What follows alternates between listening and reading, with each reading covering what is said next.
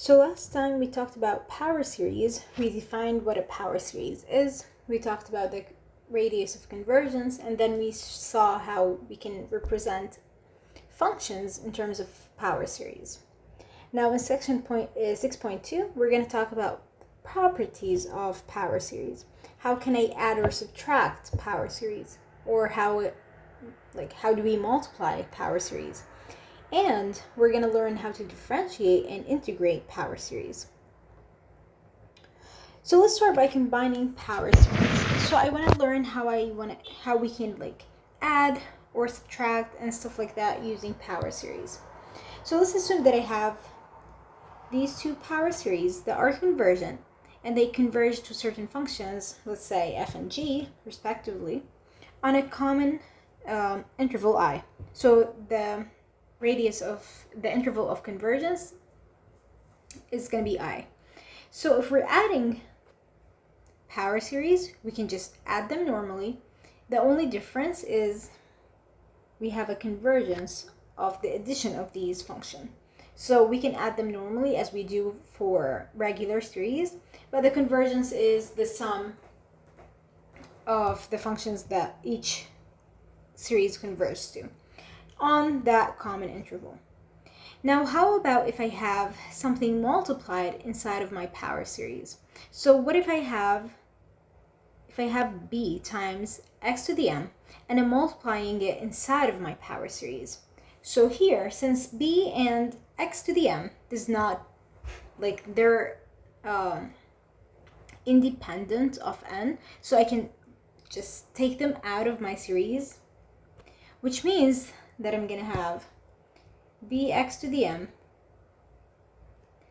the summation of c and x to the m.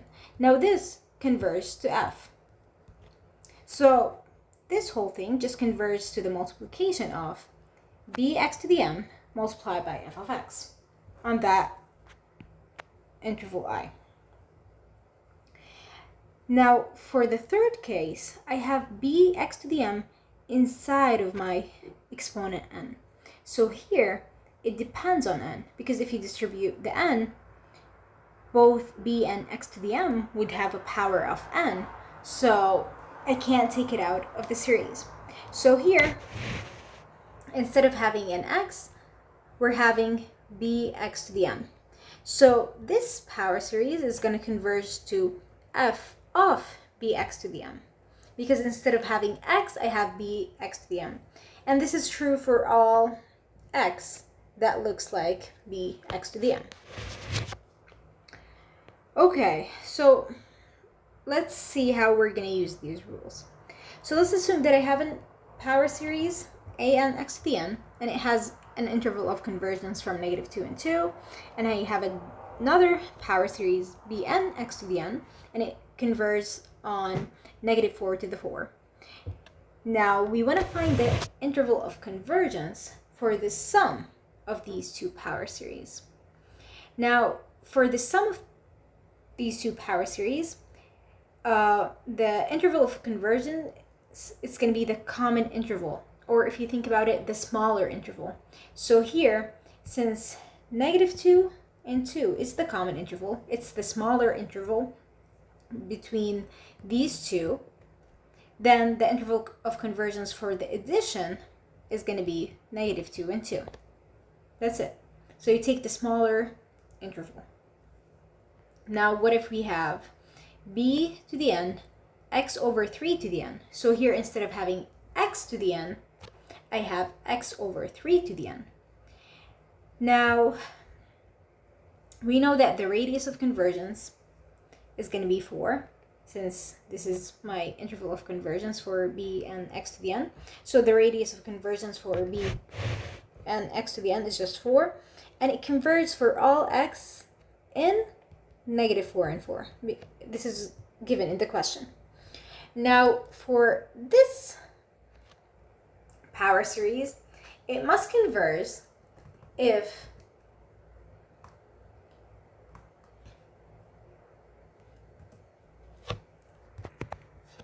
x over 3 is in -4 and 4. So if that value is in my interval of convergence, the series converges. So if that's the case, then it converges for all x in -12 and 12. Because if you think about it, x over 3 is going to be between -4 and 4.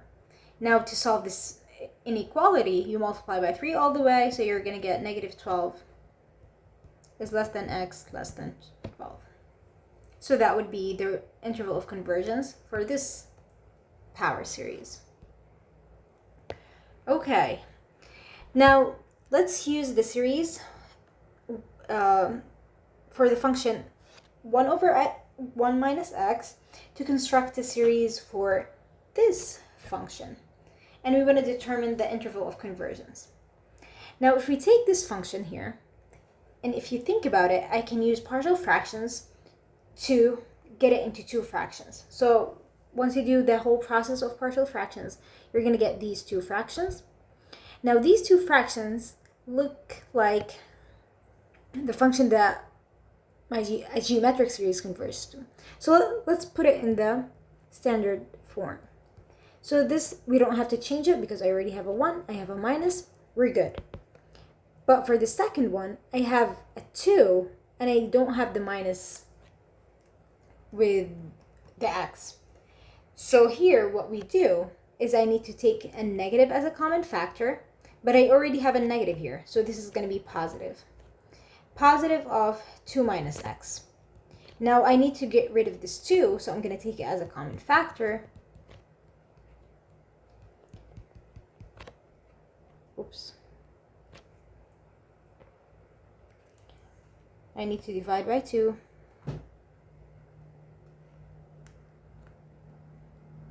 So now it's in the standard form. Now I can easily use the geometric series to write this as power series. So this is the summation of negative x to the n from 0 to infinity. And we have the interval of convergence between -1 and 1. And for the second part, this is just 1/2 the summation of x over 2 to the n from 0 to infinity. If you simplify, this is x to the n over 2n plus 1, and from 0 to infinity. And here, the convergence is between -2 and 2, because if you take your r, it has to be less than 1, then the absolute value is less than 2, which means it's between -2 and 2. So now here, this is where the combining power series comes into place, because here I constructed two power series and I'm adding them to get into the function that I want. So when we're combining power series, I add them normally like any normal series, but for the interval of convergence, we take the common interval, which means I take the smaller interval of these two intervals. So here I have the interval from -1 and 1. Here I have the interval from -2 and 2. So the smaller interval is just -1 and 1. So the interval of convergence for the sum of these two power series is going to be from -1 and 1. And now let's write it in the final form. So my function is going to be the sum of these two series. If you take it as a common factor, x to the n, and then we'll have these, and the interval of convergence is just from -1 up to 1. Now what happens if we're working in the opposite direction? What if we already have the power series and we want to find the function that represents that power series? So let's say I'm starting with this power series and I want to get the function that this power series represent. And let's find the interval of convergence too. So here I can rewrite this series as x over 3 all to the n. Now this is a geometric series.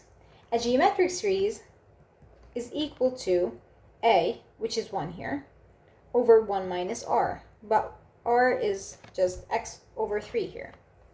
If you simplify, you're going to get 3 over 3 minus x. So this is my function that has this power series. Now, since this is a geometric series, I know it converges if and only if my r, which is x over 3, is less than 1. Which means that I have the absolute value of x is less than 3, so my interval of convergence is between -3 and 3. If you're confused how I'm getting these, it's just a property of absolute value. When you have an absolute value that's less than a certain value, this is always between the negative, less than what's inside of your absolute value, less than what's the positive value of that number. Okay, so this is easy about like combining power series. You combine them normally using properties of summation, but the interval of convergence is always the smaller of the two intervals you're adding or subtracting or whatever. Now, if we want to multiply power series, it's a different story. I can't just multiply series where I'm multiplying each term together. So here, let's see what happens. If I have two power series that converge to the functions f and g, and I have a common interval of convergence I, when you're multiplying, you're going to have a new coefficient en instead of having just the sum of like the coefficients, or like you can't just multiply coefficients, so I can't just write cn dn by itself. So let's see. So here, e to the n, I'm multiplying the coefficients. Now when you're multiplying the coefficients, you're going to get all of these when you simplify them. Once you write them as a general form as a series, you're going to have the summation of ck dn minus k. K goes from 0 to n.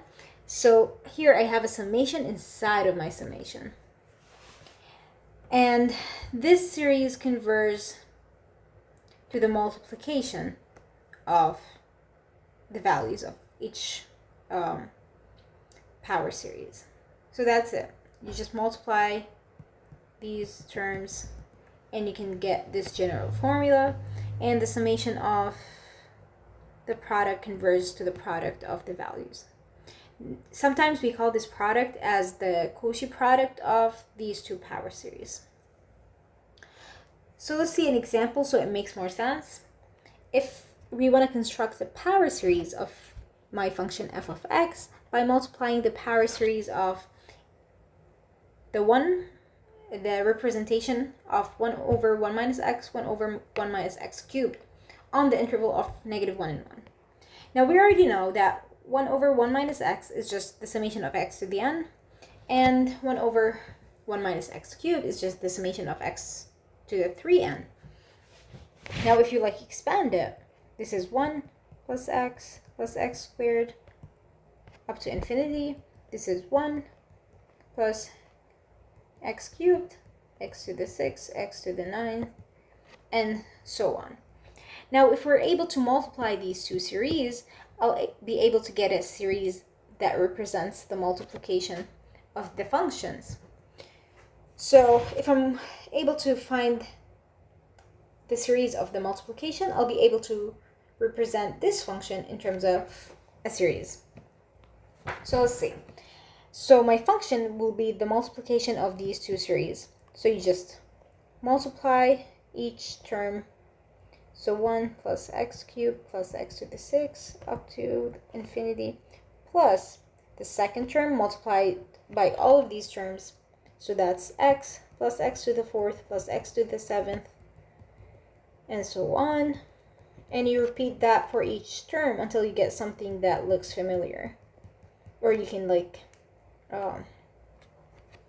cancel stuff together and so on. Once you simplify, you should be able to get something that looks like this.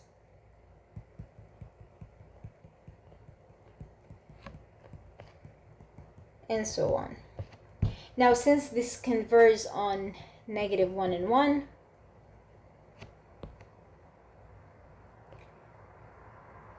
this series converges on -1 and 1 because both of the series which we're multiplying together converge on -1 and 1. So here it has to converge on a common interval, -1 and 1. So that's it for multiplying. It's a bit tricky because you have to be careful, but it's the same exact process. Now for differentiating and integrating, we have the method of term by term differentiation and term by term integration of the power series. So the trick here is you take your power series, you expand it, and you differentiate each term separately. And once you're done like with differentiating a few terms, you'll be able to find a pattern to create the general form of your power series. And similarly for integrating, you'll integrate the expansion of the power series term by term. And once you're done with integrating a few terms, you'll be able to create a general power series for the integral in the end.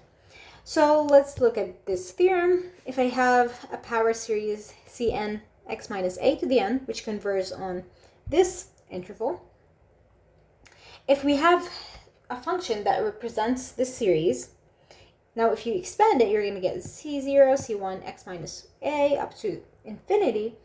The derivative is differentiating each term separately. So the derivative of c0 is just 0, c1 x minus a is just c1, and c2 x minus a to squared is going to be 2 c2 x minus a, and so on. Now if you look at this summation here, which represents the derivative, you can create a general formula for the derivative, because here if you see, I'm going to have Cn and I'm multiplying by my n. So it's going to be n Cn, then x minus a, and then here the power goes by 1. So it's going to be n minus 1. And obviously my summation is going to start by n equals 1 here. This has to be 1. Okay, so that would be my derivative. Now similarly for the integration, if you integrate each term of these, you're going to get c0 x minus a, c1 x minus a squared, and so on. So here we're adding n plus 1, but we're going to divide. We have to divide by, we have to divide by it. And so on. So the integral would be the summation also from the summation of Cn x minus a n plus 1 over n plus 1. It will make more sense once we do an example. Now we also have a uniqueness of power series. So if two power series are equal, then the coefficients must be equal. So if these two series are equal, Cn must be equal to Dn. That's the uniqueness of power series. So let's do this example. If I want to find a power series representation of my function g of x on the interval from -1 and 1. So here, if you look closely, you'll see that my g of x, which is 1 over 1 minus x squared, is just the derivative of the function 1 over 1 minus x. You can double check. Just find the derivative of f of x and you'll be able to see that it's equal to g of x. Now the good thing about this function here is I already know the power series representation of it. So I'm going to use the power series that I already know to be able to find the power series of g of x that we can't find directly. So here we're going to find the power series of g of x by differentiating the power series of f of x term by term. So let's see. Now we know that g of x is the derivative of 1 over 1 minus x. But we know that the 1 over 1 minus x is just the summation of x to the n. So I'm going to find the derivative of, now let's expand it to do a term by term differentiation, and so on. Now if you differentiate each term, which we already know, this is 0 plus 1 plus 2x plus 3x squared, and so on. Now, if you notice, we can write it as a series that starts from 0 up to infinity of n plus 1 x to the n. Because here, if you let's try and plug in the values of n, you're going to get this series exactly. So that would be the series that represents my g of x. And here, obviously, the interval of convergence is -1 and 1. So it's all about connecting things that we already know to get series of functions that are kind of difficult to find without differentiating or integrating, for example. Now let's try something with integrating the power series. If it's given that ln of 1 plus x is given by this series, and we want to evaluate the integral. So if we want to evaluate the integral of something, but we know that that thing is represented by a power series, it means that I want to integrate each term of that power series to get the series that represents the integral that we want. So here, if you expand it, you're going to get x squared plus x cubed over 3 minus x to the 4 over 4, and so on. So here, by the properties of integral, I can distribute it over the sum and addition, and we can integrate each part separately. So this is x squared over 2 minus x cubed over 3 times 2 plus x to the 4 times 3, and so on. Plus, now, if you look here, I can easily find a series that represents this series. So here I have x. Since we're starting by 1 and the first term has squared, so this has to be n plus 1. And if you see, I have an alternating series, so I must have -1. But do we have n or n plus 1 as an exponent? Since the first term is positive and I'm starting with 1, if I plug in n here by itself, we're going to get something negative. So I need to add 1 to get the first term to be positive. Now let's look at the denominators. I have 2 numbers multiplied. 2 times 1, 3 times 2, 4 times 3, and so on. So here, if you notice, we have 1 equal to the exponent. So I must have n plus 1 here in the denominator. And we have the other number that's less than 1 from the exponent. So it has to be n. And that would be the general form for our series. So I was able to represent my integral in terms of a power series by integrating each term separately. Okay, so that's it for section 6.2. These are some problems that you can do for practice, and you can do these from Lumen Homework 5. If you have any questions, please let me know.